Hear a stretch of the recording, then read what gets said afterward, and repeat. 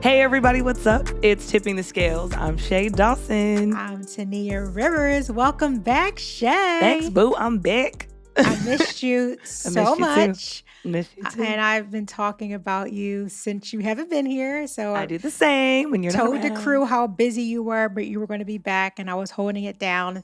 And thank God it was just for a quick 10-minute episode because it's lonely when you're by yourself. But also, let's give T a hand, okay? Doing the podcast by herself, just non-Miss Techie, just doing it. I love it. And I can never do that again. So hopefully our schedules can align. And I was like, wow, that 10 minutes was hard. Can I imagine if it was a full episode? Never, but I love it though. I'm so happy that you're back. It Welcome flexes back, so many of our necessary skills going forward as now podcasters and journalists and like things that we didn't think that we would be doing today in 2022. So big deal. Congrats to you. You came back.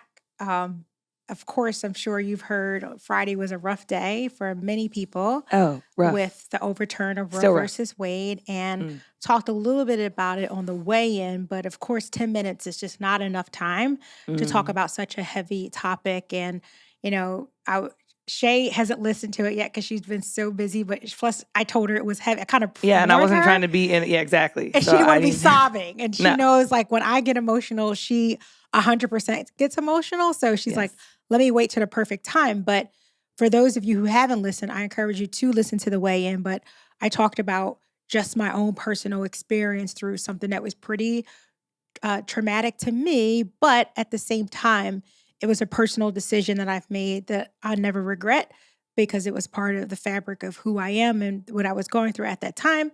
But, I do think it's a heavy topic, of course, but I think for me and many people, not just women, because I'm just seeing the outpour of men on LinkedIn who are just upset about it because they, guess what? They have wives and children and sisters and, whatever it is.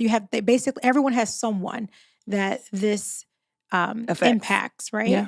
So I'm just curious because, I talked a little bit about it on the way in, but how are you feeling? It's a heavy topic. It's hurtful. I feel like it sets us back centuries. Like, I feel like, one of my coworkers was telling me, reminds her of The Handmaid's Tale. I don't know if you ever watched that. Good series, by the way. On very, very good. Hulu. I think it's on Hulu. It's good. Yeah. But she said that's what it feels like. So curious how are you feeling? How are you dealing with this? When obviously, I'm usually on social media posting my own content. Sure. Watching others, getting inspiration. But, and the one face I see is Clarence Thomas, Supreme Court Black man, talking about other. So obviously I was upset by the overturning of Roe v. Wade, just because I used to do a lot of advocacy work when I was younger, a lot around Planned Parenthood, a lot of talking about sexual education with younger people, because in the Black community too, like sex is taboo to talk about too, although it's very prevalent in a lot of things that we do. Sex sells, it's in rap music, it's in R&B music, like it's everywhere. In old school, music, whether it's love or the word sex itself. So it's just something that we don't talk about in a loving way sometimes as humans. And the result is, pregnancy, sometimes STDs and other things like that. But obviously we're talking about pregnancy now and abortion and the right to choose. And, it just seems so... It seems so, well, I guess we make it seem so black and white when it's not. It's so many different things, right? Yeah. There's so many reasons why abortion needs to be considered for many different reasons and not for the main reason that everyone thinks that, I was being promiscuous and I got pregnant and I don't want to proceed with the pregnancy, even if that is the choice. But there's so many other things. And so I just feel like people who are making the decisions in the world act like they're not human and like they weren't young before and like they don't know people who would be affected by this. And it scares me because they don't care. Yeah. And Yeah. And that's the sad part. And I think the one word that you use that resonates the most with me, and I think with many, is the word choice. That's what you use. And that's the problem with this being overturned, is that it's no longer a choice. It's handled by the states, and something so personal, so unique, because that's so what I private. heard you say, so private, so unique to that individual, that there should be no one else making that decision but that individual alone, versus along with anyone that they included as part, that's a part of their life, that's helping them make that decision, right? But it should not be governed by some type of political party that's going to be able to make that decision for you. That's a very personal and private decision, and it's not up to any one person but that person to make that decision. And I think that's what's hurtful for me, because when I think about all the people that I know, and I shared my personal story, which was hard because I don't talk about it. And for a lot of people, my feelings could be the first time they ever heard of it. But I shared my personal story because I think in order for us to move forward, in order for us to heal, it's about sharing your own personal stories and how we can uplift one another. And I think that's why I love our pod. This is why we have Tip in the Scales, because we want to be that platform where we're here to support you throughout whatever journey you have. And this is a very important topic, something I take very serious because I've seen those stories. And one of the reasons why I opened up is because on this past weekend, I was just checking in on my girlfriends. It was like 5 of us on the thread. And I just was asking them how they were doing. And one person after another just opened up with their own personal experience on this topic. Yeah. And that made me share my experience. And then after we finished texting, I literally put down the phone and I was sobbing for probably about, I don't know, for a long time. And I was just upset. And it was a very good cry. I haven't cried about it in a very long time. It was a cleanse that I think I needed. But at the same time, knowing that things are changing, and now there's going to be so many people who need help that may not get the help that they got before. So, and they're going to be in danger. They're going to feel scared. They're going to feel alone. They're going to have anxiety. Yeah. They're going to go extreme measures. People are going to go to jail or prison. People's lives will be torn apart. And it's sad. It's sad that the government feels that they need to control what happens with someone they don't even know. Yeah. Or the reason, why. Yeah. But I also know that politics is very calculated and it has nothing to do with what we think on the surface. It's way more calculated than we can ever think of. Bigger than what we think of, yeah. It's about meetings, between people we'll never know, with powers that we'll never even understand. And it all comes down to power and money and greed, which is, why there's war. Yeah. Why there's all the turmoil, all the evil in the world always comes down to power, money, and greed. Sad. So, yeah, it's sad, but true. It just puts so many other rights on the chopping block.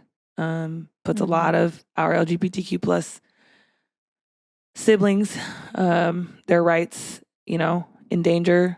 I think of Loving versus Virginia, interracial marriages as well. Even though all Clarence Thomas didn't say that, he didn't put that on the table because he is in an interracial relationship. So that's always interesting when it serves you. You don't want to put that in question. Just all of the things, all of the small and large wins that civil rights and women's rights and all of the marginalized people, all the victories that we've won, just seems like the conservative people in America, are ran by, I don't even know what kind of compass or whatever. It just seems like, again, I don't know anyone. I don't know any of them. I never had a conversation, and maybe we need to normalize having those conversations. I know a lot of people may not be open to that, but I'm open to it. I'm curious. I always ask why. But I'm tired of feeling angry, and I've been feeling angry for a long time. I don't know what to do. Honestly, this is the first time in my life that I felt like I don't know what to do. I know there are things that I can do, and I actually am taking steps, but it feels so heavy. Like, Yeah. I feel like we're not going to win. And I know that's not maybe the best attitude, but it just feels like that That's what it when feels things like happen, right right? now. Yeah. Yeah. And also, I think it's the fear of the unknown too. Yeah. Like, wow, if this was able to happen, then what's next? Right. Like, where are we headed? What's going to be changed now for such a historic moment that happened half century ago? And now for us to be in this place where our fundamental right to choose, make a decision about our own bodies is being stripped away from us, then what's next? Will we lose our right to vote? Like, what's happening here? Because we're being set back big time here. And just knowing all of the things that happened, it's hurtful. You know, I was talking earlier about this topic to one of my colleagues because I sent out an email to the company just on ways how we're going to try to support our workforce because it's important. And Good for you, T. thank you. That's awesome. But you know, I saw a post on LinkedIn with someone who was just mentioning like, hi, you know, hey, I'm a victim of rape. I'm a product of, I was brought in this world because my mother was raped and she chose me. So she was happy that Roe versus Wade was overturned. But I just want to be clear like, look, everyone has their own opinion. Everyone's like, this is why we live in America. And it's great because people like us have the voice to speak about our own perspective because that's what it is. This is our perspective and how we How feel we about a feel. specifics. Yeah. Not We. what's, yeah, exactly. We're not the spokesperson for our companies. We're not the spokesperson for our production company who produce our podcast. Right. We are the spokesperson for us, for Tania, for Shea. And these are our voices because this is how we feel. And when I saw the message, it just made me feel like, wait a minute. We're not, you know, how I feel is not that people should not be brought in this world because they've been a victim like this woman who unfortunately her mother was raped and that's how she was brought into this world. We're not saying that you don't deserve to be in this world. Correct. I'm specifically saying that it is your mother's right to decide if you should be here or if that should be here or not. So if that was your mother's decision, that will still be your mother's decision and you would still be here, but it should not be anyone else. No one should say keep or not to keep. Correct. That was solely your mother's decision. You know, I can tell you about my aunt who was raped by 5 to 7 men. It was awful. It was a classic gay rape a long time ago. And she moved to Alaska just to get away. She wanted nothing to do with here. Never moved back. But she had a daughter through this. Yeah. And of course, she did not know who the father was. It was 5 to 7 men. I don't even know. It was it was awful what happened to her that night. And she decided to keep the baby because that was her choice. And I just think about my aunt that this is what has happened to her, but it's still her choice. So when I say that I'm upset and frustrated and angry as hell that this has been overturned, it's not because I don't think that people deserve not to be here. I just believe that women have the choice to decide what is right for them and for their bodies. Yeah, I agree. And I think there's just so many other things to talk about outside of that, which is, you know, you have these two things called pro-choice and pro-life. And to me, they both are pro-life. Because if you really are pro-life in this political sense, what about the lives living?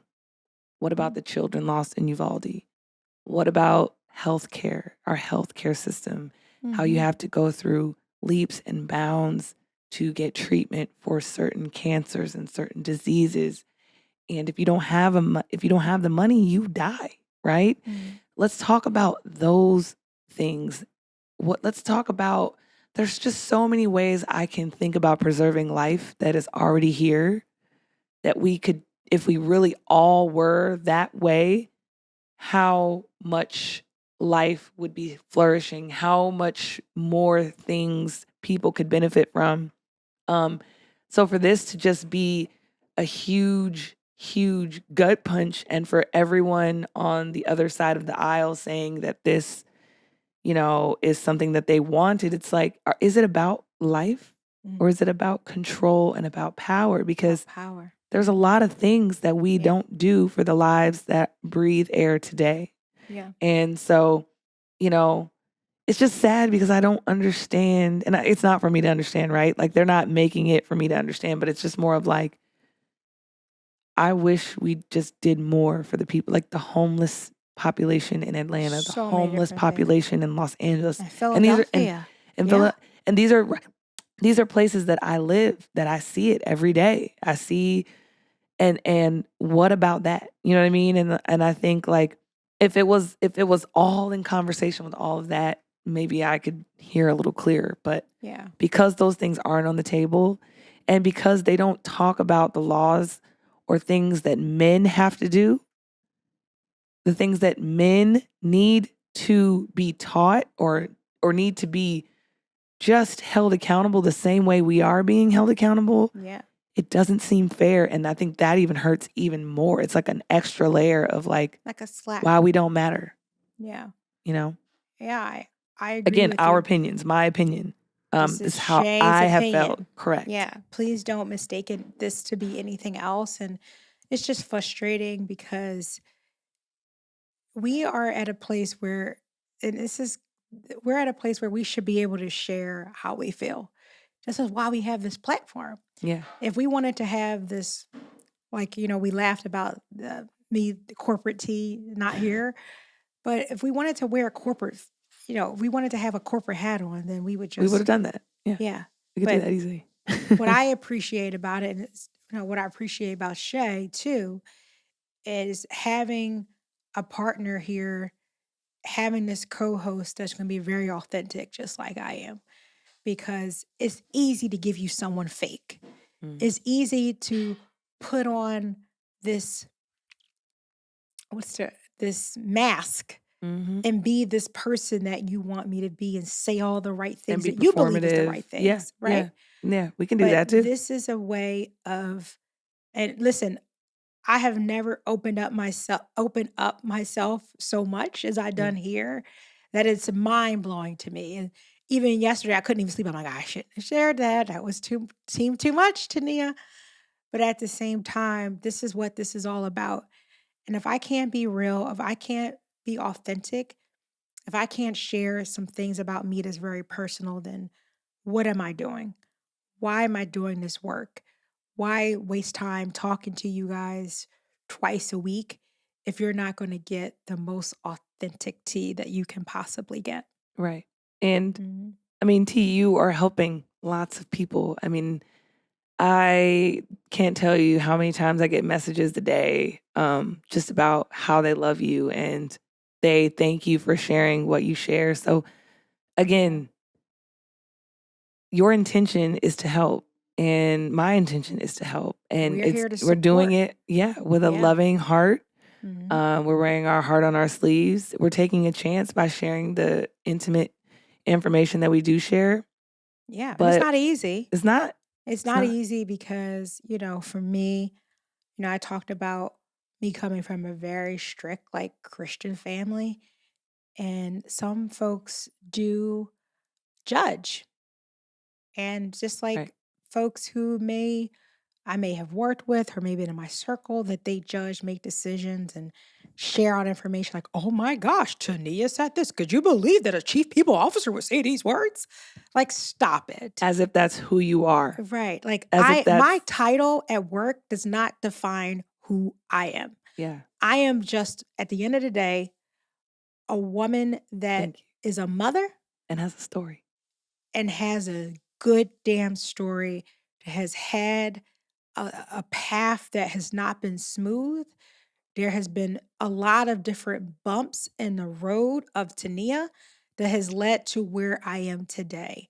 Mm-hmm. And I'm proud as hell to where I am today when I look back at where I came from. Very hard times. And I was young and I was dumb and I made some poor decisions in my life. Me too. But one of the most best decisions that I had was my son. And it was hard, but it was worth it. And then decision that I made to have an abortion was very difficult and it was hard.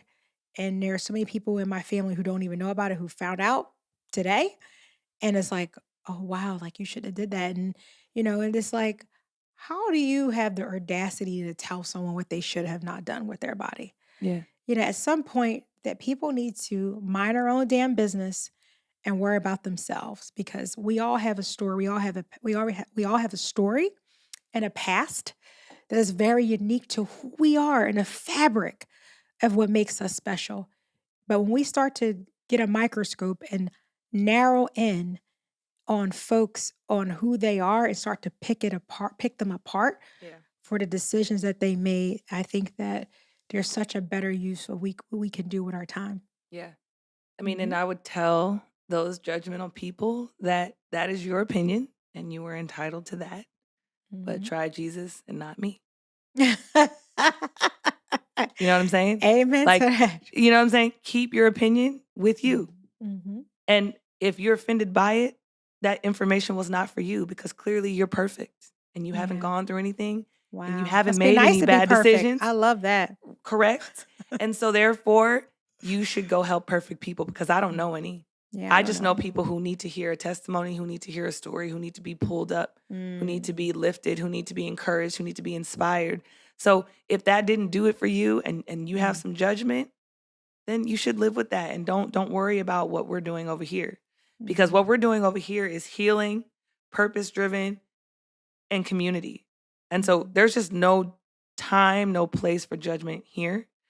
And we support all people here at we Tipping love the Scales. All people, no matter who you are. And your decisions and everything like that. We want to make sure that we're here to support.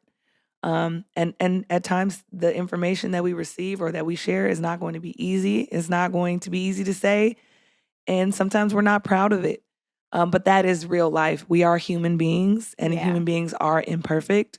So like I said, if you're perfect, then this podcast is not for you. And you should not be tuning in and we are not for everyone. And so that's fine. You know what that's I mean? why you have a right. Again, Yeah. What's that word? You have the right to choose. Choose. But right? Yeah. Exactly. And that's all that this, that's what this very tough subject is about. And I'm curious, Shea, have you heard any stories with your friends or because I know you have a good foundation base and I saw a picture that I liked on Instagram with you and your girlfriends. You guys are just like beautiful human beings. And I know you have a strong foundation around you too with other women. That's, just part of your inner circle. So how is that? How has this news impacted your inner circle? Yeah, I mean, all of us know somebody who has been through, an abortion or have one and been there to support them. And it has been a very difficult thing that some people still live with their decision. And it is still sensitive, years later. I even have a friend who's married, who has lots of kids and just couldn't afford another one, And I also have people who have been raped as well and had to make tough decisions. That's sad. Heartbreaking. Heartbreaking. I've also have family members who have ectopic pregnancies who needed to also get an abortion. So it's very unique. Right? Or the decision to save yourself or save your child. So there's like I said, it's not black and white. There are tons of different scenarios. And I think that the fact that now that those choices are being taken away and they're saying it's our decision. It's our choice to impose upon you in your life. If you can't afford a child and, let's say, you're on drugs, you should still have that child. You should still raise that child. You should, have that child and then give it up for adoption. Like, I feel like that's what's being said, even if it's not being said verbatim, right? I feel like that is the situation. Those are the situations that could possibly happen. Being born into an abusive relationship, being born into a single parent life when the father doesn't want to be in the life. There's, a spectrum of just, hard choices and a spectrum of, evil, right? Things that are not in control of. And I just feel like the fact that you're not in control if someone attacks you or not, and then you can't even make the choice what to do with that, that consequence, of that. And then you're also in charge of your own healing. What if you're mentally ill? There's just so many things. Or what if you have a genetic disease that that if you continue on with the pregnancy, that child will be born with that. I just think that there's so many different things, and it just makes me sad that now women will not have the choice to choose what they want their life to be and how their child will be raised. But I also know that people say, well, it's that child doesn't have a choice and all this and all that. And I'm sensitive to that too. And then, I guess you get into the topic of like whether a fetus and, an embryo and all that kind of stuff. And I don't know if I ever go into that deep into it, but I don't know. It becomes down to people too with religion and how they interpret the Bible and this and that. So I don't know. It just gets really, really heavy, really, really difficult. And so I'm searching through all of those things, and I'm not saying anything is completely wrong or completely doesn't have, a base to it to the point where we can talk about it. I just think that to come down and make a decision like this is just not like to not right. give, circumstances on what, like it just I don't know, if it doesn't sit right with me. Yeah. And I think that's the problem, is because we're just stripping away the right to have someone make a decision that's best for them and best for their families. And Shea just gave about 4 or 5 different scenarios that one could say, this is why I want to go down that route and make a decision to end the pregnancy. And it's a hard subject because like you have some folks who just say like, oh, the child didn't get to choose to be on this earth. And, I'm a believer, and I believe that, that children are blessings. Yeah. They just are. My son is a blessing to me. But then you see hurtful content, like saying, we're preserving white life and stuff like that. And it's like, what is that about? Why are you saying that? And you have, Donald Trump standing up there smiling, after that. It's like, wow, what does that mean? And why, like, you know what I mean? Like, then it's like, now it's so much bigger than now that. now I'm just like, what in the world is going on? Like, yeah. So it just, is that the agenda? If that is, then say that, Yeah. Don't make it sound like it's, something that, is plaguing the world. And it's so confusing. It's just so hurtful. It's so hurtful too, because I think, this is not just about one specific race. Like, one of the things that we love is that we are very much supportive of everyone, like everyone in our circle. Like, if you look at folks in my circle and Shea, she would say, well, this is like the United Nations. Like, you see every single representation from every different walk of life. Yeah. That's just and I see color. I love the fact that we're all different. And we're all different. We're all like special. I don't say things like, I don't see color. No, I do. And it's beautiful, And all of us, I think about allies that I have in my life. They're not just consist of people of color. I have friends that are white who are they are so supportive of different things that are unique to me. And it's a shame that folks just are so, I don't know, they have tunnel vision, I think, sometimes. Yeah, but that's a systematic thing, and that's not everybody's belief, right? That is those people in power who feel like they can't control what they need to control the masses if they don't get X amount of, support from this side and this side. And you've seen it with this election as well. And it's go ahead, go. I mean, I'm just spitballing, but like, no, you hit a buzzword, election. Okay. Because if we don't say anything else before we end this episode, is if you didn't learn a lesson today or this past Friday, you better get up and vote. Yeah. If you were at the tender, I remember when you were 18, life was just so simple. Yeah, and I didn't even know. I told my mom I didn't vote when I was 18. She was like, "What?" I was like, "Mom, yeah. How did I know?" Thing. It was like a big thing. Like, you will vote. But if you haven't learned anything else throughout this process, is your vote matters. The folks, it's not just about the presidential race, is when you want to get up and vote. Every single component, when you think about every different part of legislation, from it's all the Supreme Court and it's the all Senate, connected.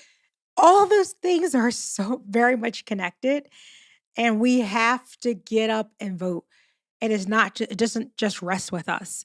We have to make sure that everyone around us are voting, that we're helping encourage those in our communities to vote, that we're going outside of our communities to go into communities where maybe the voting in the past has been poor, and that there's a lot of room for opportunity, that we go into those areas and just spread the word of the power of your vote. Because it's us that make the decisions to put people in a place where they are to make decisions for us. Correct. And so no we one don't in the vote? Supreme Court looks like us. No one represents our population. It's all old people living and wanting the tradition in which they were raised. Yeah. Which they think is right. That's not a democracy. Yeah. Right? A democracy represents everyone. And it includes everyone. And I just think that we're moving further and further away from every ethnicity, it's not just race too. Like, it's income, levels. It hits every single bucket, people.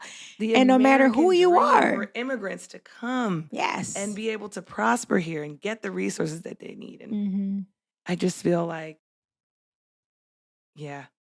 don't lose your power. Maximize your power to vote, people, and encourage those around you to vote, so that we don't have to go backwards. We'll have a voting episode. We're going to do our research tea. Great. We're going to bring education on here, and we're going to, we should do that. Love that. I think that would be very, very loving to do for our tippers. So, yeah.